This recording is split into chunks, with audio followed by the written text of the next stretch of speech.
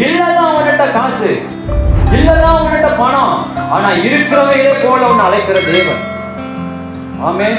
நீ பார்க்கணும், ஆண்டவரே நான் அப்படி ஏழை, நான் அப்படி கஷ்டப்படுறேன், நான் அப்படி போராடுறேன், இப்படி மனசஞ்சலமா இருக்கு, என் குடும்பத்துல சமாதானம் இல்லை, குடும்பத்துல நிம்மதி இல்லை அப்படின்னு நினைக்கிறோம். அவர் ஒரு நோக்கத்தை வச்சிருப்பா, ஒவ்வொரு ஒரு தீர்மானத்தை வச்சிருப்பா. ஆமென். அல்லேலூயா. அதான் நீ பிடிக்கணும், நீ தெரிந்து கொள்ளணும். தேர்ந்து எடுக்கணும்னு கொஞ்சம் கஷ்டம் இருக்கு, தேர்ந்து எடுக்கணும்னு ஆசைப்பட்டா கொஞ்சம் கஷ்டப்பட்டுதான் ஆகணும். ஆமென். அல்லேலூயா. அல்லேலூயா. ரோஜா பூ தங்க வைக்கணும்னு ஆசைப்பட்டா ஒரு முள்ளு குத்திதான் ஆகும். நீ தேவனிடத்துல ஆசீர்வாதத்தை பெற்றுக்கணும்னா நேரத்தை நீ தேவ சமூகத்துல செலவிடணும். எடுத்தவனே ஆண்டவரோட ஆசீர்வதிப்பாரு. கொஞ்சம் நான் கவனிங்க, கொஞ்சம் பாருங்க. இயேசு எடுத்தவனே ஆசீர்வதிக்க மாட்டார் ஆண்டவர்கள்.